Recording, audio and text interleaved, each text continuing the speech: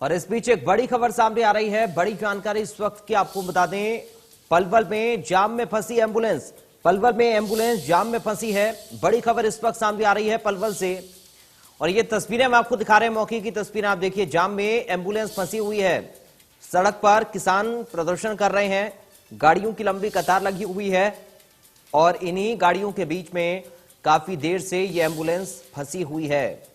ये तस्वीर आप देखिए, मौके की तस्वीर भी हम आपको दिखा रहे हैं, पलवल की तस्वीरें जहां पर किसान प्रदर्शन कर रहे हैं, जाम लगा हुआ है और एक एम्बुलेंस भी इस जाम में फंसी हुई है। पलवल में जाम में फंसी एम्बुलेंस की तस्वीरें सामने आई हैं। इंडिया न्यूज आपको ये तस्वीरें दिखा रहा है। सड़क पर किसानों के प्रदर्शन के बीच एक एम्बुलेंस फंसी हुई है। ये तस्वीरें आप देखिए, काफी देर तक ये एम्बुलेंस जाम में फंसी रही। उस समय की ये तस्वीरें, काफी देर तक गाड़ियों के बीच में ये एम्बुलेंस जाम में फंसी रही।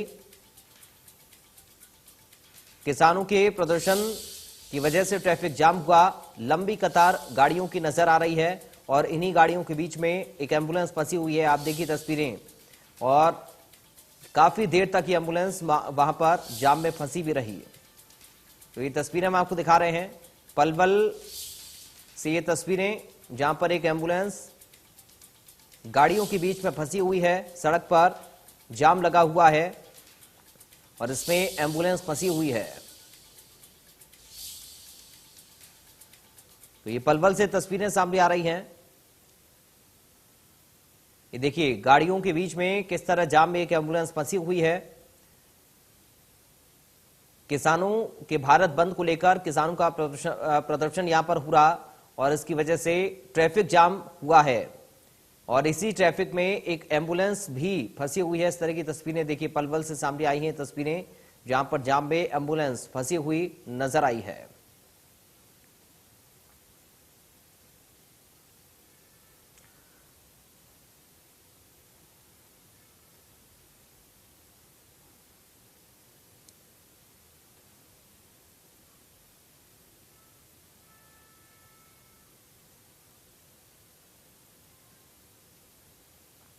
गुरुग्राम से संजय, पलवल से नितिन और भिवानी से रवि हमारे साथ जुड़ गए हैं संवाददाता। अधिक बातचीत और जानकारी के साथ नितिन, सबसे पहले आपके पास में आ रहा हूं। पलवल से ये तस्वीरें सामने आई हैं, कितनी देर तक जाम में एम्बुलेंस फंसी रही? अगर मैं बात करूं पलवल की, तो पलवल में जो किसान थे, किसानों ने शांतिपूर्ण तरीके से अपना जो विरोध प्रदर्शन था उसकी बात कही थी, परंतु यहाँ पर लोगों को काफी तकलीफों का सामना करना पड़ा। एम्बुलेंस यहाँ पर देखा गया तो एम्बुलेंस एक नहीं, कई एम्बुलेंस इस जाम में फंसी रही, जिसमें मरीज भी थे, मरीजों को भी काफी परेशानी का सामना करना पड़ा। दूसरी बात, किसानों का कहीं ना कहीं जो विरोध था आम जनता के खिलाफ था, ना ही वो किसी प्रशासन के खिलाफ था, उनका विरोध था सरकार के खिलाफ, परंतु जनता उसमें क्यों फंसी? तो सबसे बड़ी बात थी कि जनता को मोहरा क्यों बनाएगा। परेशानी हुई, जनता को हुई, जनता वहां पर घंटों तक जाम में फंसी रही और फिर काफी मेहनत करने के बाद भी जो धरने पर किसान बैठे हुए थे, उन्होंने उस एम्बुलेंस को नहीं निकलने दिया। एक एम्बुलेंस थी, कई एम्बुलेंस ऐसी थी कि जो उस जाम में वहां पर इसी किसान आंदोलन का जो प्रदर्शन था उसकी भेंट कर गई और जो मरीज थे उनको काफी परेशानी का सामना करना, पहली बात। दूसरी बात, अगर हम बात करें कि किसान आंदोलन की, तो पहले से ही संयुक्त किसान मोर्चा ने आह्वान किया था कि आज भारत बंद किया जाएगा, परंतु पलवल के किसानों ने कोई रणनीति तैयार नहीं की थी। केवल साइड में ही वहां पर अपना एक तंबू बनाया हुआ है, उस तंबू में बैठे हुए थे, उसके सीधा हाईवे पर आ बैठे। ना तो प्रशासन की को उन्होंने कोई चेताया कि वो उस जगह जाकर बैठेंगे ताकि प्रशासन पहले से ही कोई रूट ले, क्योंकि कहीं ना कहीं किसानों की जो रणनीति है, संयुक्त किसान मोर्चा तमाम बड़े बड़े चीजें सामने रख के बातें करता है कि सरकार से उन्हें ये उम्मीद है सरकार से, पर आम लोगों को किससे उम्मीद होगी?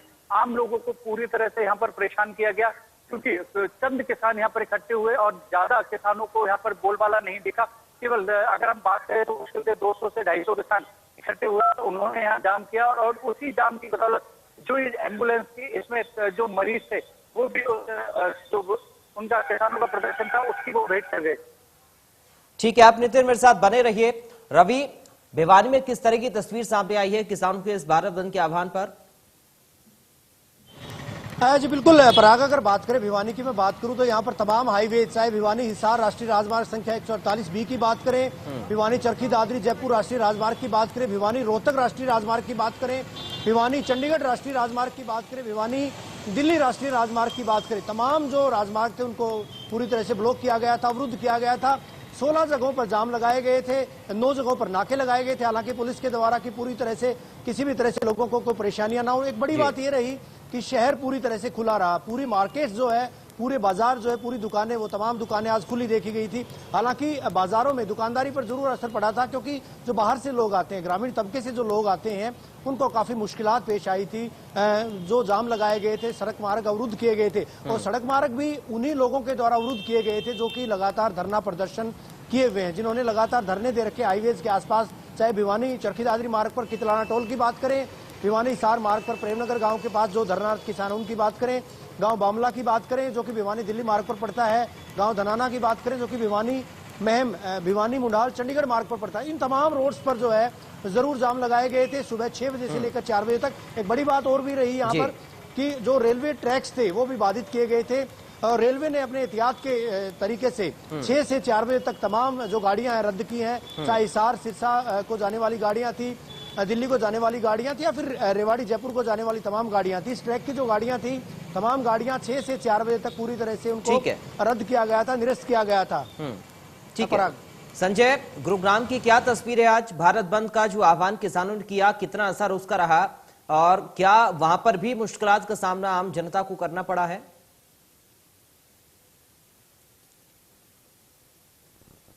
जी बिल्कुल, मैं आपको बताना चाहूँगा, आज सुबह दिल्ली गुड़गांव बॉर्डर की मैं बात करूं तो कहीं ना कहीं थोड़ी सी जो लोग हैं उनको तकलीफ ज़रूर हुई थी, क्योंकि आज मंडे था और कहीं ना कहीं जो ऑफिस आवर्स में थोड़े जाम की स्थिति ज़रूर गुरुग्राम में देखने को मिली थी। लेकिन उसके अलावा मैं पूरे गुरुग्राम शहर की बात करूं या फिर गुरुग्राम रेलवे स्टेशन की बात करूं, जिला प्रशासन ने दो ही मुख्य रूप से दो जो जगह थी उसको चयनित किया गया था। दिल्ली गुड़गांव बॉर्डर की मैं बात कर रहा हूँ, और दूसरी तरफ गुरुग्राम के रेलवे जो स्टेशन है उसमें जो सुरक्षा थी वो बढ़ा दी गई थी। जिस तरीके से संयुक्त किसान मोर्चा ने आज भारत बंद का आह्वान किया था, और जो जयपुर हाईवे है उसको रोकने की बात कही गई थी, और दूसरी तरफ जो रेलवे स्टेशन पे जाके रेल को रोकने की बात जरूर कही गई थी। लेकिन उसके बाद जिला प्रशासन मुस्तैदी के साथ मैदान में रहा और डटा रहा। जो जवान थे वो मुस्तैदी से, यानी कि गुरुग्राम के रेलवे स्टेशन की बात करूं या फिर दिल्ली गुड़गांव बॉर्डर की मैं बात करूं, तो वहां यानी कि अपना डेरा जमाए हुए थे। हालांकि गुरुग्राम में अभी तक किसान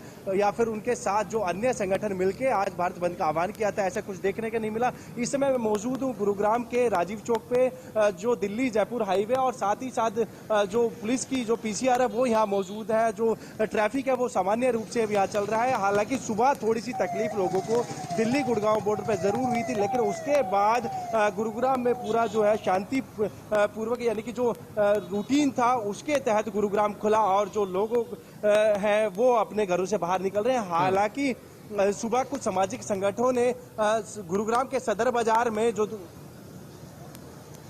चलिए, बहुत शुक्रिया आपका संजय, जानकारी और बातचीत के लिए। रवि जांगड़ा आपका बहुत शुक्रिया। और